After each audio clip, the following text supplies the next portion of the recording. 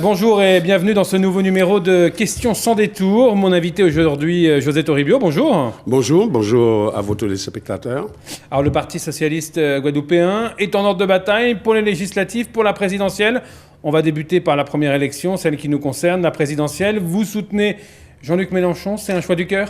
Alors, le Parti socialiste est en bataille puisque nous sommes réunis samedi soir, le 8 avril, et le parti a décidé de soutenir Jean-Luc Mélenchon. C'est un choix de cœur et c'est un choix de raison. C'est un choix de cœur d'abord parce que je le connais. C'est un choix de cœur parce que déjà, depuis 2012, nous avons fait voter Mélenchon. Et puis c'est un choix de raison. Parce que Jean-Luc Mélenchon ne présente pas un programme avec des mesures ou des mesurettes pour améliorer soi-disant la situation des gens. Au-delà du programme, je pense qu'il propose un vrai projet de société. Donc c'est pas un soutien par opportunisme, parce que c'est l'homme qui monte en ce moment. Non, je connais pas ça. Je l'ai déjà soutenu en 2012. Donc comprenez bien que c'est pas quelque chose d'opportuniste. Ce que je comprendrais bien, cet opportunisme-là, des électeurs qui appartenant au Parti socialiste français puissent dire, effectivement, bon, la seule chance pour que la gauche puisse passer aux élections, c'est Jean-Luc Mélenchon. Donc on va ne pas voter Hamon, on va voter pour Mélenchon. Ça, c'est de l'opportunisme. Mais nous, depuis tantôt, nous avons voté pour lui. Et j'insiste sur le fait que ce n'est pas un programme qu'il présente, c'est un projet de société. En tout cas, Jean-Luc Mélenchon, c'est une réelle dynamique, hein. On peut le dire en ce moment. Est-ce que ça ne va pas s'arrêter comme en 2012 au final ? Qu'est-ce qui fait que ça va changer cette année ? La seule chance pour la gauche d'être présente au second tour, c'est Mélenchon. C'est la seule chance. Il y a, parmi les candidats, entre guillemets, notoires, ceux qui font des pourcentages, il y a deux candidats de gauche, c'est Benoît Hamon et Jean-Luc Mélenchon. Moi, j'ai choisi, avec mes amis, Jean-Luc Mélenchon. Non pas que j'enterre ceux qui sont à gauche, comme Poutou, comme Nathalie Arnaud, pas du tout. Mais la question du vote utile se pose là.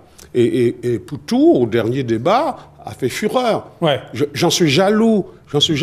Il a inventé un mot que j'aurais voulu inventer. Lequel ? L'immunité ouvrière. Ouais. Et c'est extraordinaire. Donc, ils sont tous droits dans leurs bottes, mais le vote utile consiste à dire qu'il faut voter... Ils sont droits, mais à gauche toutes. Vous n'auriez pas pu voter pour Benoît Hamon, par exemple ? Pas assez à gauche ? Ben non, parce que les socialistes ne sont plus socialistes, vous le savez bien. Ouais. Alors, il représente quand même l'aile gauche du Parti socialiste. Mélenchon n'est pas l'aile gauche du Parti socialiste. Non. Il est à gauche du Parti socialiste. C'est complètement différent. Non, moi, je parlais de Benoît Hamon. Oui, mais le Parti socialiste n'est plus Parti socialiste. François Hollande lui-même disait, nous sommes social-libéraux. Ça veut dire qu'ils ont abandonné l'idéal socialiste, qu'ils sont en train de faire, sans le dire, le congrès du SPD allemand de 1959, le congrès de Bad Godesberg, et ils sont en train de trahir les fondamentaux du socialisme. Comment voulez-vous ? Les 10 ans qui viennent de passer, avec Sarkozy et avec François Hollande. C'est la question la plus mirifique qui se pose pour la Ve République. Et il ne reste de la Ve République que le général de Gaulle, qui était au départ, il n'était pas à droite, il était plus ou moins à gauche. C'est l'application du programme du Conseil national de la résistance, présidé par Jean Moulin, sur la sécurité sociale, sur l'allocation familiale. Monsieur Hollande fait fiscaliser l'allocation familiale. Or, l'allocation familiale, c'était pour permettre aux pères, aux mères de famille de pouvoir nourrir leurs enfants et les emmener à l'école.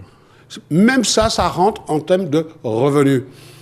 De donner des cadeaux incommensurables aux grandes entreprises sous prétexte de pacte de solidarité. Donc c'est pour ça que vous soutenez Mélenchon, par exemple, lorsqu'il veut abolir la loi travail. Ben oui, je le soutiens pour abolir la loi travail. C'était une mauvaise réforme ? C'est très mauvaise réforme. Le salarié, l'ouvrier, encore une fois, en dessous du patronat. Et ça, il faut que ça change. Alors, quand je parle de patronat, permettez-moi de vous le dire. Quand je parle de patronat, je ne parle pas du patronat guadeloupéen. Je ne parle pas du patronat guyanais. La preuve, dans la rue, à Cayenne aujourd'hui, le MEDEF est présent. Il parle du grand patronat, des entreprises du 440, des gens qui touchent plus de 2 millions d'euros de salaire par mois. Il parle de ces gens qui bénéficient des fonds publics en disant qu'ils vont recruter et qui ne recrutent pas. Donc qui mentent. Voilà Il parle de vrais riches. Le plus grand riche de la Guadeloupe n'est pas riche aux yeux de Jean-Luc Mélenchon. Par contre, il faut effectivement qu'on puisse sauver le patronat guadeloupéen. Et pour ça, il faut renégocier les traités européens. Il faut une nouvelle Europe. Il faut une nouvelle Europe. Vous êtes pour l'Europe? On ne peut plus renégocier les traités européens. C'est terminé, c'est déjà acté par le Parlement, c'est applicable. Il faut casser l'Europe et reconstruire une Europe sociale. Alors, dans les textes, c'est écrit l'Europe sociale. Mais en réalité, ce n'est pas appliqué. Il faut créer une Europe sociale, une Europe humaine. Parce que l'Europe, on ne peut pas être contre cette idée-là. Il faut casser l'Europe pour redimensionner les choses. Il faut l'Europe des peuples. Il faut l'Europe des peuples, oui. Le général de Gaulle disait, il faut l'Europe des nations. Moi, je dis, il faut l'Europe des peuples. Mélenchon dit, il faut l'Europe des peuples. Et cette Europe-là, ramenons-la à nous. Il faut une nouvelle Europe. Les fonds européens, même si c'est géré aujourd'hui par la région, mais ne correspondent pas aux réalités du petit agriculteur, du petit artisan. Moi, je connais un petit artisan au Lamentin. Il lave des voitures au bas de Pierrette. Mais il ne peut pas avoir aujourd'hui de machines nouvelles pour accélérer son activité et voire embaucher une personne. Il y a 16 000 entreprises artisanales aujourd'hui. Imaginons tout simplement que chaque entreprise artisanale embauche une personne. Ça fait 16 000 emplois à enlever des 60 000. C'est quand même une décision. Donc, il faut les aider. Et il faut, là-dessus, je pense qu'ils ont la volonté de le faire, que la région puisse mettre en place un bureau d'études des dossiers européens de financement pour permettre aux artisans, aux commerçants de le faire. Il faut qu'on avance. Et je finis là-dessus. Je finis là-dessus. Quand je dis qu'il faut sauver le patronat guadeloupéen, parce que ce ne sont pas des patrons réellement. Ce sont des gens que vous connaissez, moi je connais, que d'autres personnes connaissent, qui portent, comme on dit en créole, porter manèvre, et qui pour autant ne sont pas aidés. Et eux ont besoin d'être aidés pour empêcher que notre dépendance entre le rapport exportation-importation puisse être diminuée. Et pour faire en sorte qu'eux puissent créer des emplois et valoriser les productions guadeloupéennes. Emmanuel Macron, il vous inspire quoi? C'est un candidat de droite. Ah, carrément. Oui, c'est un candidat de droite. Vous lui avez mis un parti, lui n'en a pas, mais vous lui en avez mis un. Mais, non, mais il est de droite. Ouais. Qui ne se prétend pas de gauche est forcément à droite. L'affaire est aussi claire que ça. Et puis, je ne savais pas que la Banque Rothschild, c'était une école de formation socialiste. Ses grands amis sont les financiers. Ses grands amis sont les patrons de presse. Et surtout pas les ouvriers, et surtout pas Poutou, surtout pas Mélenchon. On imagine, alors je ne sais pas, si Mélenchon, si Hamon ne sont pas au deuxième tour, si c'est Macron contre Fillon, Macron contre Le Pen, vous lanceriez un appel à voter quand même Macron? Écoutez, je ne sais pas lire dans le marc de café. J'attends le résultat du premier tour. Et lorsqu'on aura le résultat, je vais... Vous positionnerez avec le PSG? Avec le PSG, on va débattre et on va se positionner. Ouais. Je ne lis pas dans le marc de café, je ne suis pas la pitié. Et je ne lis pas les augures en éventrant un mouton, comme on le faisait sous la Rome antique. En tout cas, vous irez aux législatives. Ça, c'est une chose qui est sûre désormais dans la 3e circonscription. Pourquoi cette décision d'y aller? Avant de finir, avant de répondre à cette question, pour finir sur Mélenchon, je disais qu'il présente un vrai projet de société. Quand il parle de nationalisation de certains services, quand il dit que le service public doit être la règle, quand il dit que l'alimentation et la biodiversité, c'est le capital humain que nous avons sur cette planète, quand il dit qu'il faut réglementer la pêche, c'est-à-dire on ne peut pas extraire du sol ou de la mer ce qu'on ne pourra pas consommer demain, il faut réglementer tout ça. C'est un projet d'avenir, c'est un projet de société. C'est un projet que vous allez, en tout cas, porter pour les législatives. Mais bien sûr. Bien sûr, c'est un projet réel. Nous avons des problèmes de l'agriculture ici. Nous avons les problèmes de la pêche ici. Nous avons des problèmes sur l'économie sociale et solidaire. Nous avons des problèmes sur le logement. Quand j'entends au congrès HLM du 28-29 septembre dernier à Nantes, le ministre de l'Outre-mer dire « on va sanctuariser la LBU, la ligne budgétaire unique », mais c'est une hérésie. C'est une hérésie pourquoi? On garde le même montant, mais les besoins sont supérieurs aux besoins antérieurs. Ça veut dire qu'il y aura moins de logements. Voilà. Et donc, il ne faut pas sanctuariser, il faut dire « je vais augmenter la LBU ». Et donc, un député aujourd'hui, tout comme un sénateur, parlementaire, c'est la loi, article 34 de la Constitution, doit voter ces choses-là. Eh bien, un député aujourd'hui doit parler effectivement du logement de sa population outre-mer et plus particulièrement, bien sûr, de la Guadeloupe. Il faut loger les gens, il faut faire du locatif, j'en conviens. Mais au-delà du locatif, il faut privilégier l'accession à la propriété. Moi, j'ai réussi à le faire. J'ai réussi à faire privilégier l'accession à la propriété et ça a été fait au Lamentin, à Bémao et à Pointe-à-Pitre et ailleurs. Nous avons réussi à faire privilégier l'accession à la propriété. Pourquoi? Parce que quelqu'un qui est propriétaire de son bien en prend beaucoup plus soin que lorsqu'il n'est que locataire. Aussi simple que ça.